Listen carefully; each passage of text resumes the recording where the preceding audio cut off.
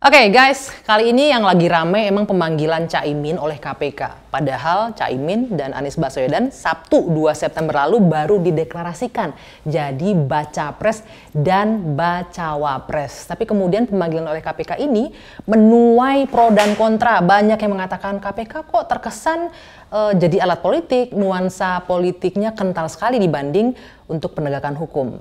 Nah, hari ini kita harus praktikum dulu prahara politik dan hukum biar paham. Sudah sama saya, ini Ketua KPK 2011-2015. Apa kabar, Deng? Wih, tonjok apa tas nih? Enggak, kalau KPK harus gini dong. Oh gitu kan ya. supaya kuat kan gitu. Assalamualaikum. Waalaikumsalam warahmatullahi wabarakatuh. Kenapa Abraham Samad? Karena orang yang paling tepat saat ini untuk mencari terang kasus di lingkungan Kemenaker yang terjadi tahun 2012 ya, Deng. 2011 apa 2012 sih? Dengar-dengar sih dari penjelasan KPK 2012. 2012 Okay. ya, itu pada saat Anda masih mimpin lembaga anti rasuah loh. Iya. Nah, berarti saya udah tepat nih, kita cari tahu dulu nih ya, biar paham, cari tahu dulu duduk perkaranya gimana sebenarnya. Saya masuk dilantik di istana 2011 bulan 12, berarti otomatis baru bekerja bulan 2012 ya. Ya. Waktu sebelum saya masuk kan ada ribut-ribut tentang kasus apa itu kardus durian. Kardus durian, Nah, ya. tapi itu udah selesai, kemudian saya masuk. Biasanya kalau kasus itu masuk di KPK itu lewat Direktorat Pengaduan Masyarakat yang kita singkat DUMAS. Ya. Jadi ada satu Direktorat Pengaduan Masyarakat. Maka disitulah semua perkara masuk, ditelaah, kemudian dianalisis.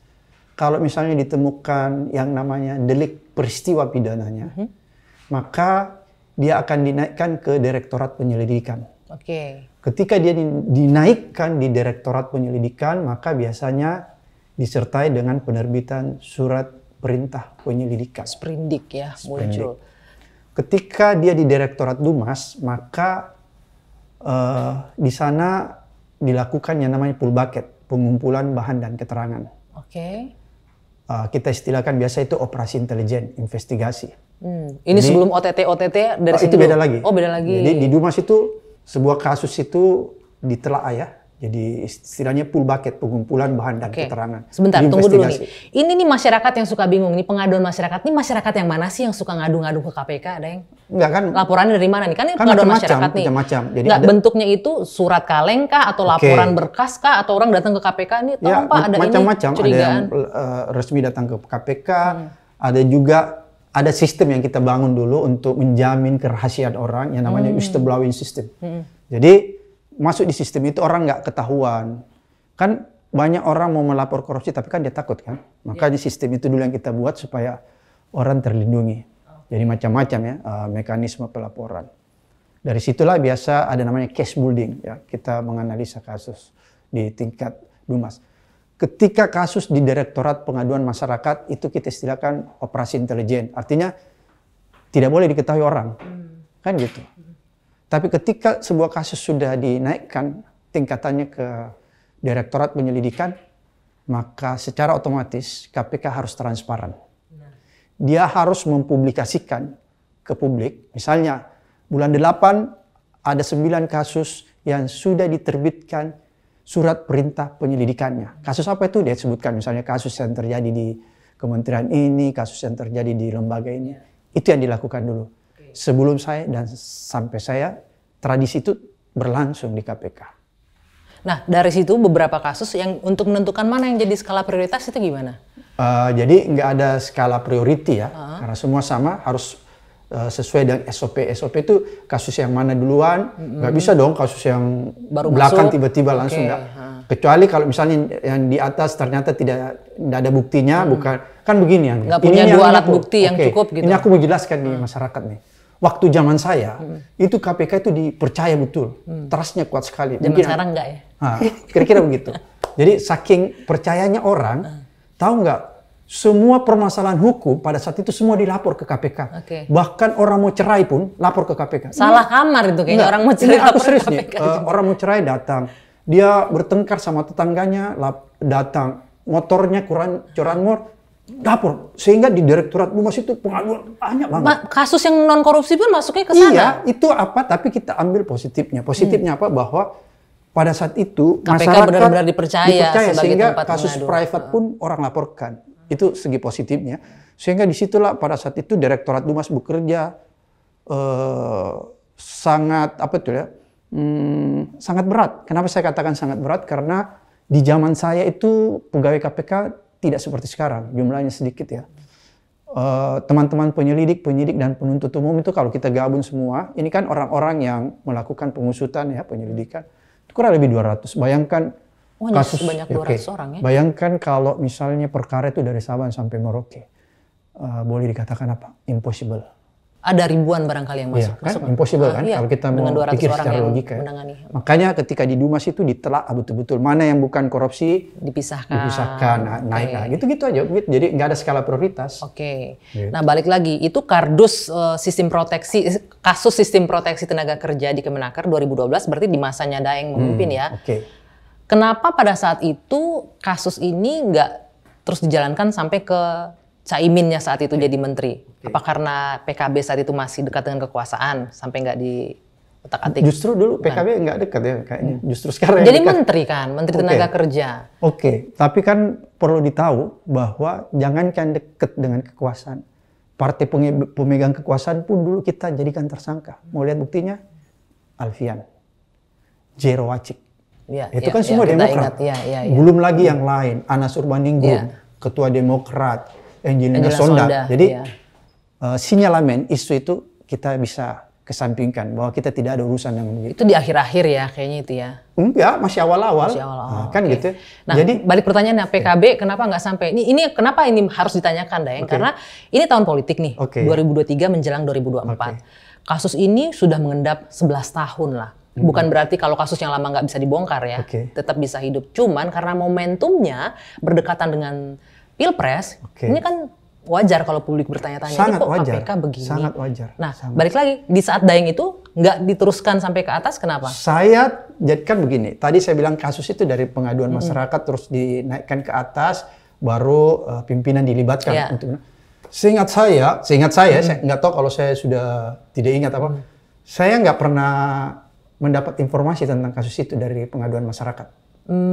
Ya, jadi saya curiganya memang ini kasus tahun 2012, tapi itu baru diusut tahun-tahun belakangan ini. Kok gitu bisa loh. ya? Itu makanya saya balik lagi nih, apakah ada skala prioritas atau skala prioritas dalam tanda kutip nih KPK-nya? Makanya saya bilang kalau melihat tahunnya 2012 jangan langsung menganggap ini zamannya Pak Abraham nih 2012 mungkin sudah belum tentu. Mungkin masuk zaman itu nggak pernah ada kasus itu. Mungkin zaman itu juga PKB masih mesra-mesranya sama pemerintahan. Nggak ada, karena kita pada saat itu kan itu terbukti loh. Kita orang Demokrat aja semua hampir sebagian besar kita tersangkakan. Nah, menterinya kan gitu. Apalagi cuma PKB.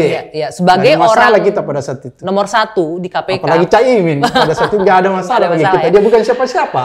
Sebagai orang nomor 1 di KPK di tahun 2011-2015 itu, kalau Anda melihat sekarang, apa sih yang terjadi sama KPK sampai tadi malam itu Pak Saud lumayan kenceng loh. Jangan sampai di remote oleh pihak tertentu nih KPK. Ada indikasi ke sana? Begini, kalau kita lihat ya, proses pemanggilan Caimin itu hal yang biasa saja. Karena dipanggil sebagai saksi ya. Itu hal yang biasa saja ya.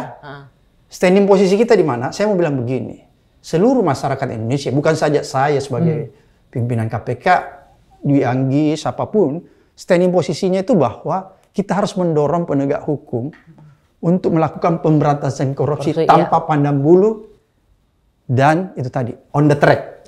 Ya, di situ on the track. Kenapa kemudian kasus ini menjadi ribut? Karena kita melihat bahwa ada sesuatu yang ganjil. Apa yang ganjil menurut seorang Abraham Samad di kasus ini? Apa yang ganjil? Saya harus melihat dulu dong. Apa latar belakang keganjilan itu? Latar belakang keganjilannya saya melihat kok ini kasus tahun 2012 sekarang baru diungkap. Satu.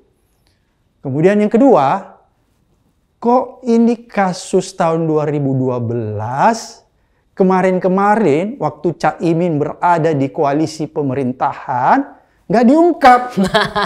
Yang ketiga, lebih aneh lagi, ketika Caimin pindah di koalisi perubahan dan mendeklarasikan diri bersama Anies Baswedan, baru diungkap, baru dipanggil.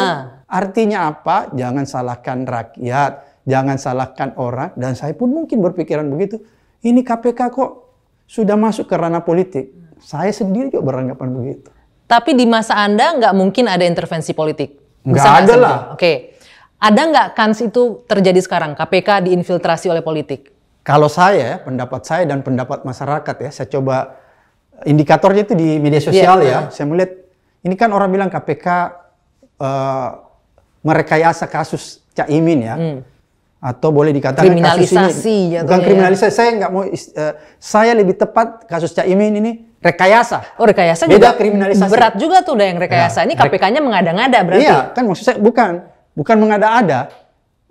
Timingnya itu yang menurut saya yang diada-adakan. Oke. Timingnya ya. Kalau kita bicara timeline ya, kita ingat Agustus tanggal 18 kalau nggak salah, itu pertama kali tuh KPK mulai membongkar masuk pemeriksaan di kantor Kementerian Tenaga Kerja ya.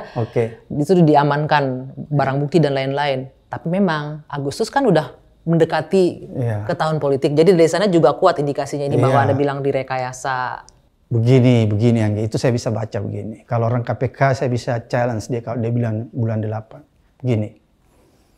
Di zaman saya dan zaman sebelum-sebelumnya, ini kan KPK harus transparan ya. Pertanggungjawaban publik itu harus kuat supaya KPK dipercaya. Apa salah satu pertanggungjawaban publik? Transparan dalam mengungkap kasus. Bagaimana bentuk transparansi? Seperti tadi yang saya katakan. Kalau perkara itu sudah dari Dumas naik ke penyelidikan, maka itu diumumkan. Diumumkan jauh hari sebelumnya. Bukan cuma satu. Kan begini, beda kalau misalnya tersangka itu biasa satu-satu ya. Kalau kasus dari Dumas naik ke penyelidikan itu biasa ada beberapa kasus. Pada saat itulah, zaman saya dulu, biasa diumumkan oleh juru bicara, mungkin Anda masih ingat, Johan Budi. Johan Budi, ya. Misalnya begini, bulan 8 ini KPK berhasil meningkatkan kasus dari Direktorat Pengaduan Masyarakat, ini gayanya Johan dulu gini, naik ke Direktorat Penyelidikan dan dikeluarkan surat perintah penyelidikan, ada 4. Di antaranya, mulai disebut misalnya, kasus di kementerian ini. 2 kasus di lembaga ini, 3 kasus di kabupaten ini, 4 kasus di provinsi ini. Itu dulu selalu dilakukan. Intinya dibuka ke publik. Ini nggak ada ya? Nggak ada. Tiba-tiba kalau kita sependek ingatan saya. Nggak ada.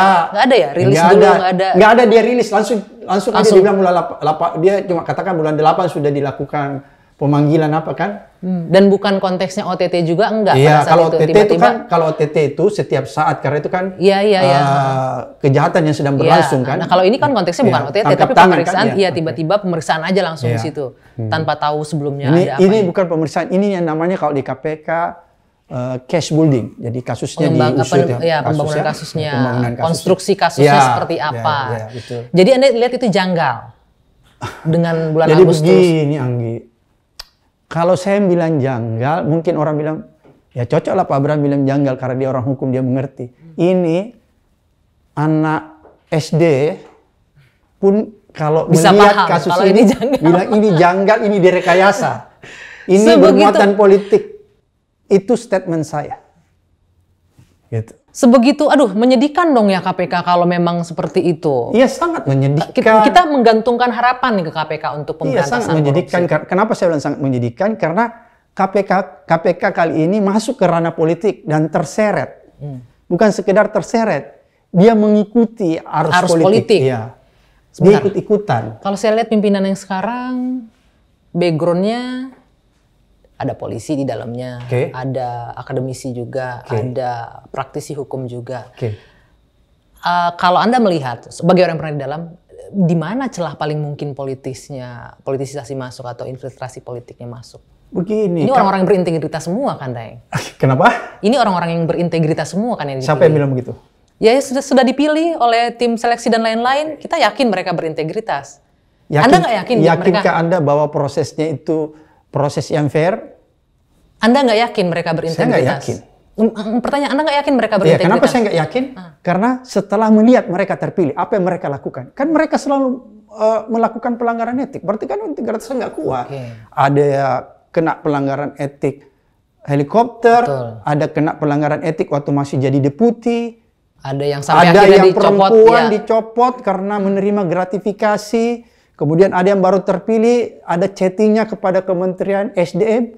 Apa bukan ini indikator atau bukti yang memberi petunjuk bahwa orang-orang ini cacat integritas? Wow. Ya kan? Jadi kalau kita runut dengan pernyataan ini, kondisi konteks politik sekarang semakin kuat alasan masyarakat kalau bilang ini dipolitisasi. Kalau saya sih sudah bilang yes. Ini kasus bermuatan politik. Standing posisi saya mengatakan ini kasus bermuatan politik. Standing posisi saya juga mendukung upaya pemberantasan korupsi yang dilakukan secara benar dan tanpa pandang bulu. Tapi kasihan ya untuk pasangan calon yang ini, karena baca presnya juga sempat diseret-seret nih kasus Formula E. Kemudian cawapresnya diseret-seret kasus. Itu kan dari situ aja, dari awalnya aja, mulai dari capresnya, kemudian itu kan masyarakat udah lihat ini kok KPK main-main politik, kan begitu. Nah sekarang kita bicara soal pemeriksaan, Deng. Ini kan Caimin diperiksa sebagai saksi. Pada pemanggilan, ini pemanggilan yang kedua ya kalau nggak salah dipenuhi Caimin. Biasanya di pemeriksaan yang pertama ini, apa sih yang ditanyain? Ya udah biasa, masuk ke konteks standar, kasusnya nggak? Kan, saksi itu kan begini, diminta keterangannya sehubungan dengan apa yang dia ketahui, apa yang dia lihat, kan gitu ya. Apa yang dia lakukan, ya itulah di sekitaran situlah yang dia ditanyakan. 5 jam itu ngapain aja sih? Sebanyak apa sih pertanyaan kalau 5 jam? Biasa aja itu 5 jam, Anggi. Ya, saya jadi ingat, saya diperiksa Komite Etik KPK 6 jam kayaknya itu. Lumayan lama ya. Biasa orang diperiksa sampai 10 jam itu cepat. Itu belum masuk ke konteks ya kadang-kadang kasusnya. Udah masuk sih kalau 5 jam udah masuk. Kan pertama nama apa, identitas ya. Nah, idealnya setelah pemeriksaan saksi itu KPK harus memberikan disclaimer atau keterangan nggak ke publik apa hasil ininya? Itu kan strategi penyelidikan biasa tidak.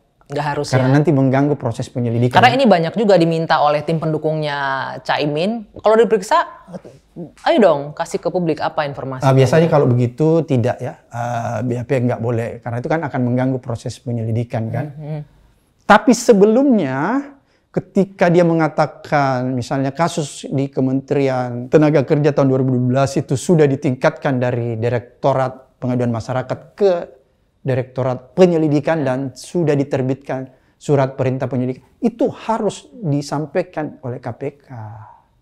Kalau kita recall ini nggak ada itunya dulu ya, tidak diawali dengan rumah sampai naik ke penyelidikan dan segala macamnya. Jadi di situ kecurigaannya. Iya, maksudnya nggak ada transparansi intinya gitu kan, nggak ada keterbukaan. Oke, sayang sekali ya. Nih Deng, sebagai orang yang tahu di KPK juga nih ya, pasti tahu dong kalau seandainya memang benar KPK. Kita nggak mau nuduh siapa-siapa, tapi mungkin Deng lebih tahu lah dari saya. Siapa sih yang bisa memperalat dalam tanda kutip KPK konteks sekarang ini? Kan udah ada Dewas di KPK sekarang aturannya undang-undang. Oke, kalau ibu percaya Dewas, ngapain ini orang-orang melanggar etik semua masih bebas kan? Nggak ada sanksi. Berarti Dewasnya juga nggak bisa... Mandul Dewasnya. Nggak bisa bergigi juga di situ Dewasnya. Mungkin karena udah pada tua-tua. Senior-senior semua. Jadi udah agak kesulitan. Dewas KPK mandul, wah ntar jadi headline nih. Abraham Samad, Ketua KPK 2011-2012. Dewas KPK mandul. Nggak balik lagi. Di mana kira-kira kemungkinannya bisa itu dikendalikan KPK-nya? Enggak. Jadi begini ya, menurut saya filosofinya bahwa aparat penegak hukum itu harus on the track ya. Dia harus menjalankan law enforcement betul-betul hanya berdasarkan hukum semata. Dia nggak boleh terpengaruh atau tidak boleh diintervensi oleh kepentingan lain selain kepentingan hukum. Oleh karena itu, kepentingan politik harus diabaikan, dia harus kokoh, tegak lurus, hanya berdasarkan hukum semata. Itulah penegakan hukum yang betul, law enforcement yang betul, yang tanpa pandang bulu. Balik lagi belum jawab siapa kira-kira yang bisa ngendalin KPK sekarang? Ya susah kita bilang siapa ya, tapi ada kalau politik berarti orang partai politik? Gini. Atau tokoh politik? Memang KPK sekarang ini marwahnya sudah terjun. Ya. Marwah kelembagaannya itu sudah terjun bebas. Kemudian kedua, marwah pimpinannya juga terjun bebas. Ini ditandai dengan apa? Dengan merosotnya IPK kita. Oke? Kan itu indikatornya. Jadi kalau saya cuma ngomong bahwa marwahnya terjun bebas, nggak ada indikatornya kan namanya asbun. Tapi ini ada indikatornya. Ada buktinya apa? IPK. Oke? Jadi dia udah terjun bebas nih. Kenapa dia terjun bebas? Ada dua faktor. Pertama, ketika undang-undang KPK itu direvisi. Karena ketika undang-undang KPK itu direvisi, maka hasil revisi undang-undang KPK yang baru itu tidak lebih menguatkan melemahkan KPK Justru posisinya. banyak tupoksi, tugas pokok, fungsi KPK itu menjadi melemah. Itu satu. Kemudian yang kedua, indikator kedua, tadi kan satu ya, revisi. Kita bisa lihat bahwa di dalam hasil revisi itu, kedudukan lembaga KPK jadi berubah posisinya.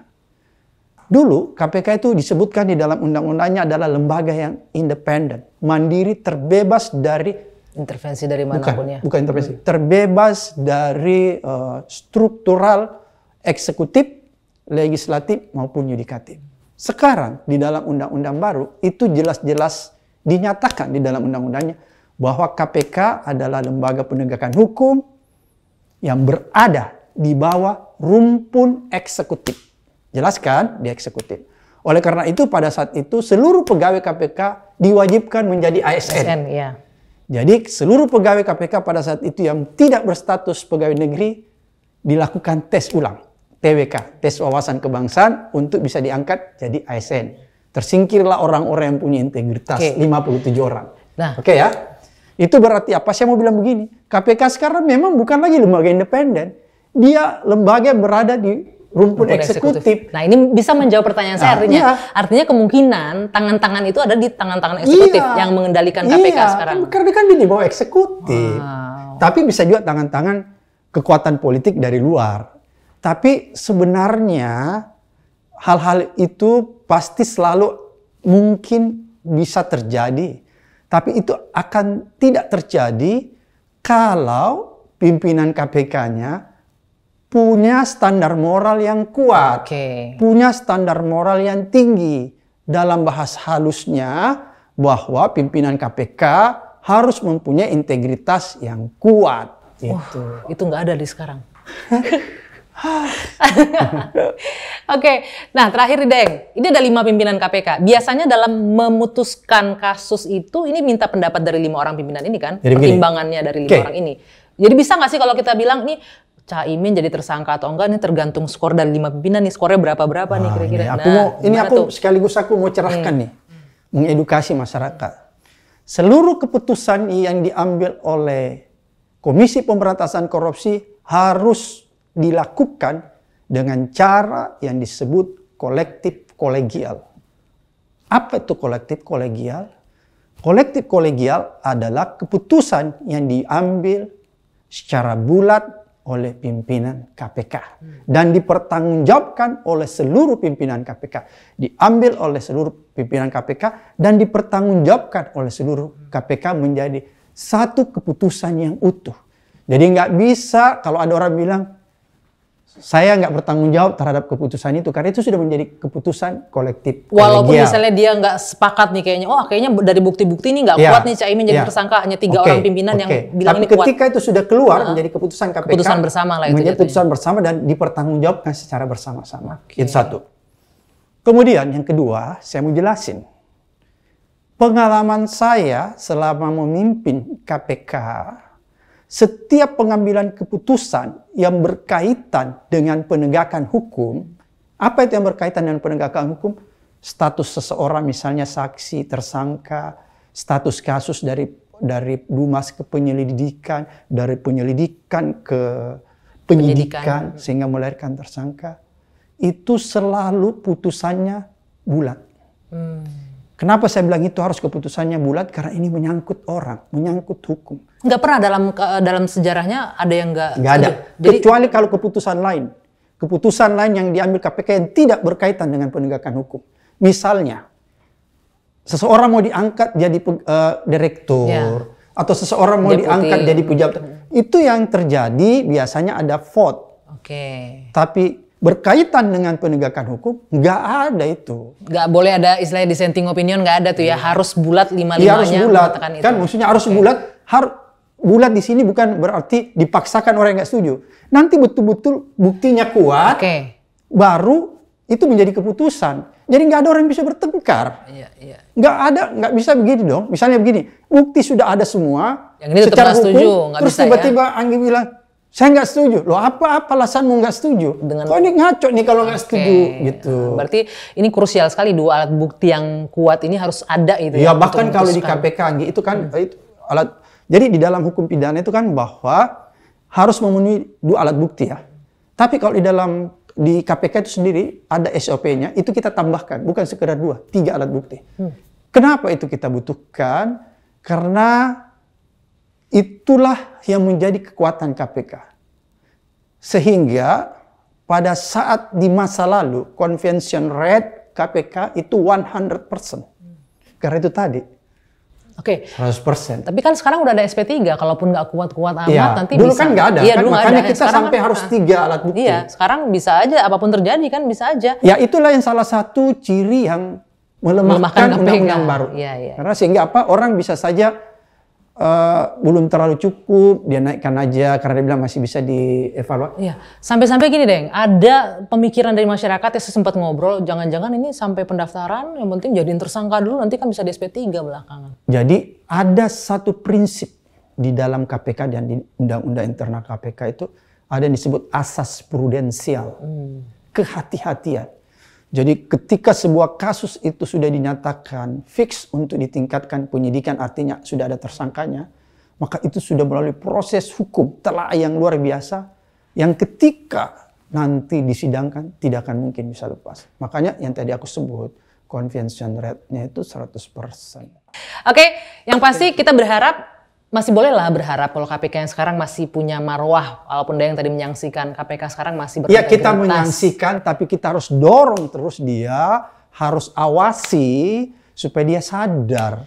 Jangan dibiarkan dia terlena, jangan dibiarkan dia menjadi menyimpang terlalu jauh. Kalau Jangan dibiarkan jadi alat politik. Itu yang paling penting. Jangan biarkan KPK jadi alat politik. Karena ketika KPK menjadi alat politik, maka rusaklah hukum di negeri ini. Oke, luar biasa. Thank you sekali lagi. Daeng, sehat selalu ya. Oke, kita akhiri praktikum hari ini. See ya.